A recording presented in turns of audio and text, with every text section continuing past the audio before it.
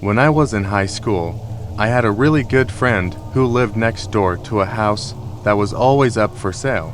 People would move out in the middle of the night without a word, and it hadn't had the same owner for more than 6 months straight for a couple of years.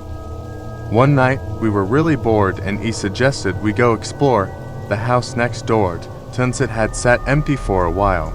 We go round back and there's a dog door that he can crawl through, and he unlocks the door and lets me in.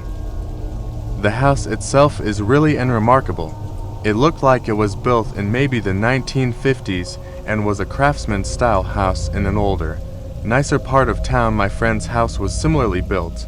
The kitchen had a really nice built-in breakfast table set against a picture window. The house's electricity was off, but you could see the street light through the window. My friend and I sit down on the floor across from this table and are just hanging out, talking. Why? Who knows? All of a sudden my friend screams, and in that instant, my vision goes black. But it wasn't that I just couldn't see. My body was engulfed in this sickly coldness from head to toe.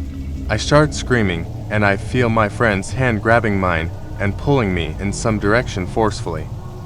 My vision slowly comes back, and I start to warm up when I realize that we're outside under the street light. It was December and should have been much warmer inside of that house.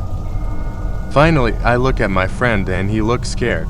I'm really confused and kind of panicked myself, and finally ask him what happened. He says that as I was talking, a black thing, this figure that was all black and only had the vague shape of a girl, crawled out from under the table and sat on top of me. Apparently I started groping around with my eyes wide open, like I couldn't see. He was so freaked out he pulled me out of the house. We're still friends, and we bring it up every now and then, but the story itself never changes, and it still sends chills down my spine. To this day, I've never felt such blackness or coldness in my life. It was palpable, almost sticky. For a couple of days afterward, I couldn't shake this unsettling feeling, and I could never walk past that house again. Every time I stay at my grandma's house, I hear someone walking upstairs. It starts at one side of the room, casually walks to the other and stops. This will happen maybe twice a night. I didn't start hearing it until I was about 14, when my grandparents made me start sleeping in a different room on the first floor because they started sleeping in separate bedrooms. Regardless, both of their rooms are also on the first floor. For a little backstory, I have always been afraid of the upstairs at their house. I don't know why, but it's always freaked me out, and I refuse to ever go up there alone. I'm 23 now, still won't go up alone. There's one room specifically, though. It's a long, narrow bedroom.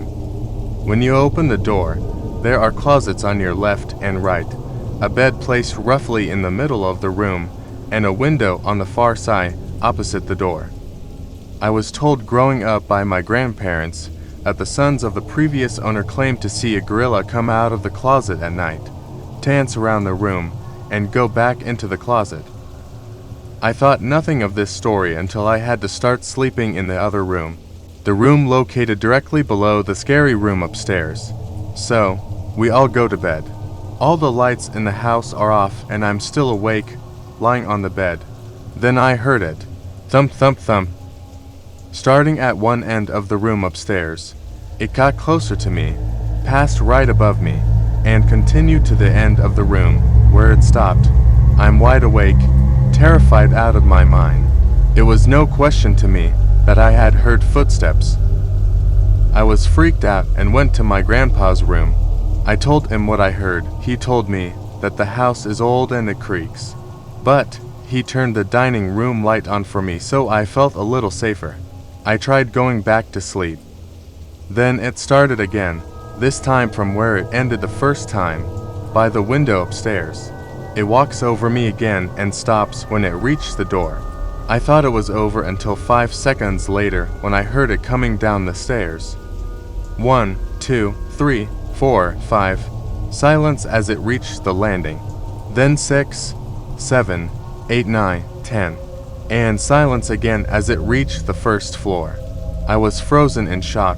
Whatever it was on my floor of the house, and sadly unaffected by the dining room light. I was staring at the doorway to my room. The dining room light was shining in, and my vision began to distort. I felt dizzy with fear, so I pulled the blankets over my head and suddenly heard a scratching sound from inside my room. I knew exactly where it was coming from, too. My grandpa's gun case. It was a very obvious sound, scratching on the wood, long scratches down the front of the gun case door. I could even hear the door ever so slightly tapping against the frame as each scratch began. I tried to scream and I couldn't. I took a second to take a deep breath and let out a loud scream. In seconds, my grandpa had made it to my room and I was relieved. Needless to say, he still didn't believe me, so I did what any normal person would do. I draped a sheet over the side of the bed and slept underneath it. I wrapped myself tight in a comforter, put on headphones, and turned my back to the door. There could be a party of ghosts in my room and I wouldn't even know. The next morning, my grandpa told my grandma about what happened the night before. She said, "Oh, that's silly. You know, your cousin woke me up the last time she stayed here. She came in my room saying I hear footsteps. I slept under the bed for the rest of my week stay with them. I've stayed there countless times since that happened, and I hear the footsteps every time. I sleep on top of the bed now, but keep my back to the door and sleep with headphones on. I haven't heard it come down the stairs since that first night, but if it does, I don't want to know." When I was younger, about 10 or 11, I lived in a house in California with a decent-sized property, about an acre. Where my room sat on the side of the house, we had a side yard that we had our motorhome under a cover. Being as young as I was, my bedtime was about 8 o'clock or so, and my dad was known to do things outside fairly late in the night. He had a detached garage in the back he would work on projects in. Well, one particular night, I had just gone to the bed and was laying awake when I saw a strange yellow light outside my window. I looked out expecting to see my dad and the shadow of the motorhome, but I didn't, just yellow light. Now this light filled my entire room. I could see every inch and corner of my room, nothing like a normal flashlight, and I knew for a fact that my dad didn't have a flashlight that bright or color. As I'm staring at this light for a few minutes, almost like I was stuck in a trance, I see a figure in the light. This figure was human-looking, but not quite. Its head was much too large for a normal human, and it was extremely skinny. I was absolutely stunned by this until it lifted a skinny arm up, held an open hand up, waved, and vanished along with the light. I sat there blinking in the darkness for a second, trying to figure out what I had just seen. I slowly got out of bed, walked out to the living room to find my dad sitting in his recliner, drinking a beer and watching TV.